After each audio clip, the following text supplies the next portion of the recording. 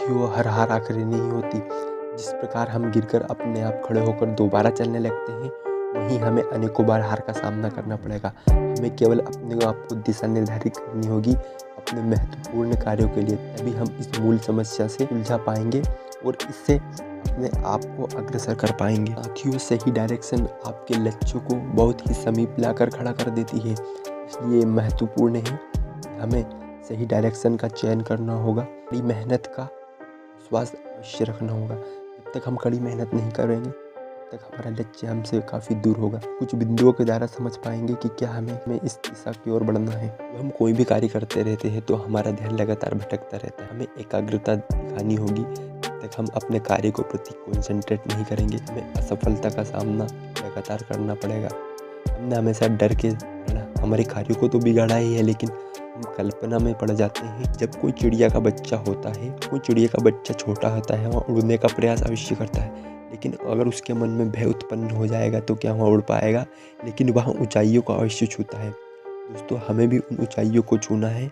हमें भय से दूर रहना होगा।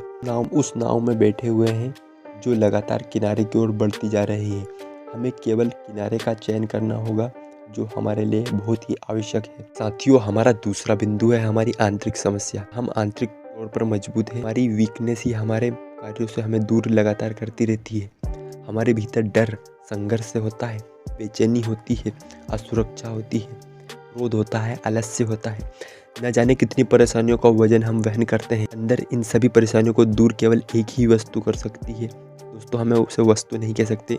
हमारे अंदर चेतना को हमें जगाना होगा जो इन सभी को दूर कर सकती है। केवल वही है। साथियों, हम कई बार अपने डिसीजंस भी गलत ले लेते हैं और जो डिसीजन लेते हैं उनका भी कठोरता से पालन नहीं कर पाते हैं। लेकिन ये हमारे साथ क्यों होता है? ये हमारे साथ होता है डर के कारण, ये होता है हमारे बेचैनी के कारण, ये हमारे साथ में होता है हानि के कारण। दोस्तों, हमें एक फैसले पर अडिग होना होगा और उस दृढ़ता से पालन करना होगा, तभी हम इस समस्या से निजात पा पाएंगे। दोनों बिंदुओं की गंभीरता को अगर हम समझ जाएंगे तो हमारे निर्णय लेने की क्षमता बहुत ही स्पष्ट रहेगी। हार से हार पर विजय संकल्प पूरा करने का जो हमारा लक्ष्य है अपूर्ण होकर ही रहेगा। साथियों, लक्ष्य हमें हमेशा बड़ा निर्धारित करना है। अगर बड़ा लक्ष्य निर्धारित किया है, जीवन में कोई बड़ा लक्ष्य होगा तभी हम सफल होंगे।